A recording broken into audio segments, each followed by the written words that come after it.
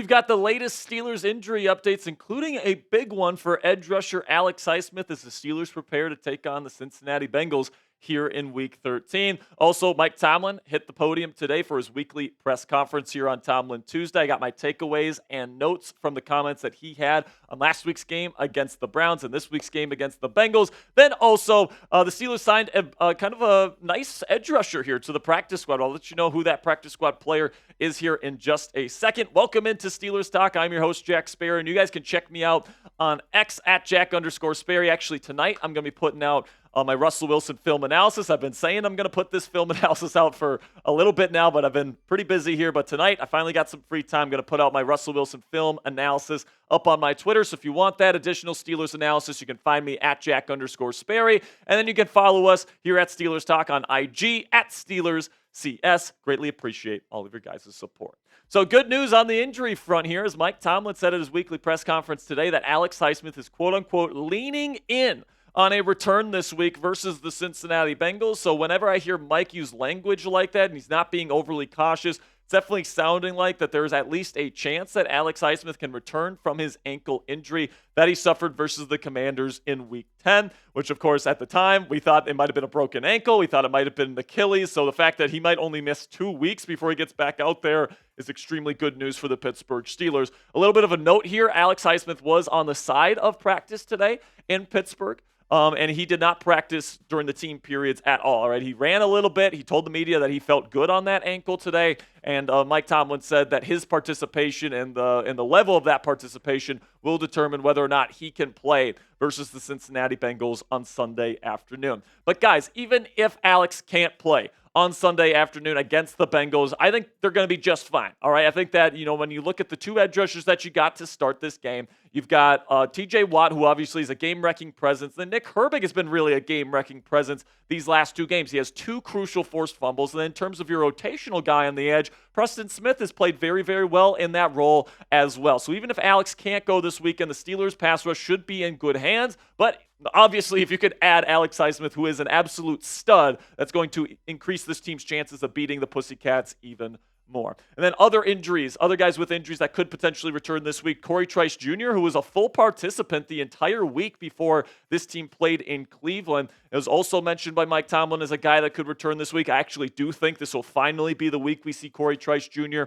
Get back on the field, so that's good news. Then Mon Adams, this is the first time Mike Tomlin has really mentioned him as somebody that could potentially return. So seeing him back out there would be certainly nice and get some more depth at nose tackle for the Pittsburgh Steelers defensive line. So predict it for me down there in the comment section. Will Alex Highsmith get a sack this week versus the Bengals? So if you don't think he's going to play, obviously the answer to this question is no. But if you think he is going to play, let me know for today's pinned comment. YouTube's going to throw an ad break here in just a second. Plus, I'm going to be telling you guys about our sponsor today at Fanatics. While those 2 things happen, go down there in the comment section, find that pinned comment at the top of the comment section, and give me a yes or a no.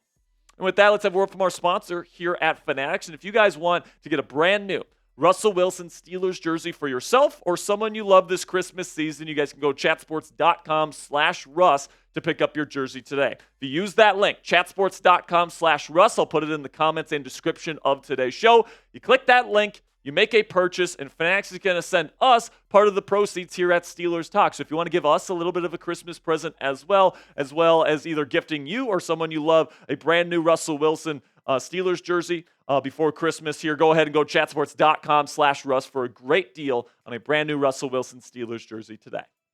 So now let's get to the Mike Tomlin press conference takeaways here. And honestly, I didn't come away with a lot of takeaways from this one. A lot of stuff, a lot of coach speak from Coach today. But there is 2 things that I came away with. Number 1, he did double down on the 3rd and 4 call where he had Justin Fields, on a 3rd and 4 situation. You're in the 4-minute drill and in snow in blizzard conditions. Hasn't thrown a pass down the field in weeks, mind you. Throws a deep shot to George Pickens one-on-one where Pickens eventually slips, and then the ball falls to the turf. The Steelers, of course, punt, and then give up the game-winning touchdown to the Cleveland Browns. And Tomlin's reasoning for going for that and going for the kill shot there down the field is that he liked the chances of George Pickens coming down with that football with pretty much 11 men for Cleveland close to the line of scrimmage, 10, 11 guys. The only guy that really wasn't was the corner that was on George Pickens. And by the way, Denzel Ward, Cleveland's number one corner, wasn't on GP. So GP did have a one-on-one down the sideline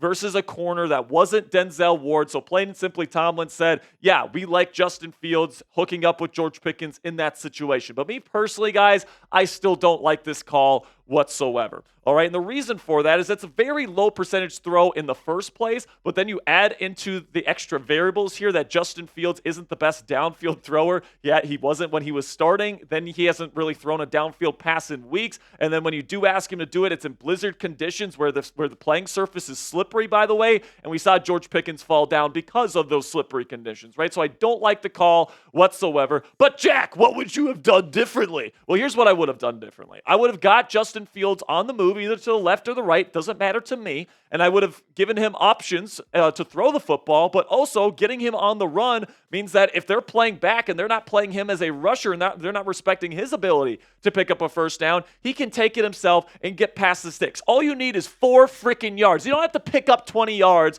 on a deep shot to George Pickens down the field, especially in those conditions. So Mike Tomlin can make all the excuses he wants. He can justify that decision all he wants. It was a dumbass play call by Arthur Smith and him, and I just think that they had to do something else, and I think this would have probably garnered better results if you would have had Justin Fields in there. And if you really want to throw the deep shot to George Pickens down the sideline, put the guy down in the game that can actually throw a good deep ball, and Russell Wilson, not Justin Fields, who hadn't done it in weeks. So now my second takeaway from the Mike Tomlin press conference here, as I cool down a little bit here, is that hard knocks is something to quote-unquote conquer. That is a word that was used by Mike Tomlin today, talking about the distraction and the adversity that comes with having hard knocks cameras in there and having guys being distracted, not focused on the task at hand, focused more on being a hard knock star or whatever the case may be. There's a reason why NFL teams do not want those cameras in their locker room.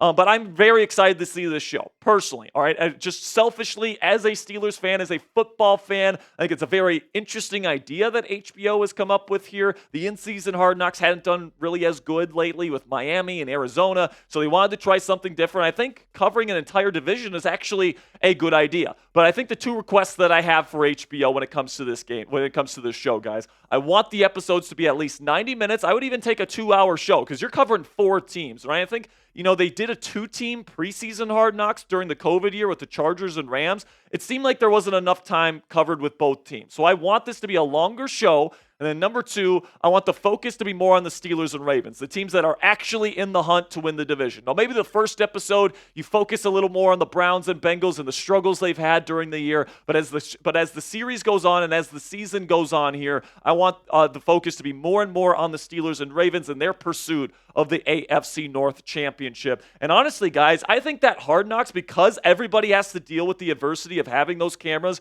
in their building, I actually think the Steelers might be the most equipped to handle that kind of distraction. Mike Tomlin is a master at getting his guys in his locker room to lock in at the task at hand. And I think with these cameras in there, Mike Tomlin is going to make it abundantly clear. We are not going to focus on those things. We are here about winning. Our business is winning. Football is our game. And I think that Mike Tomlin is going to keep this locker room in kind of line, whereas Bengals, Browns, their season's over. They might want to play ping pong or something on these Hard Knocks cameras. The Steelers are going to be worried about winning, and I actually think it's going to end up being a hidden advantage for the Pittsburgh Steelers. But let me know what you guys think down there in the comments section. Are you excited for Hard Knocks this year? Type E if you're excited, or type M if you think meh.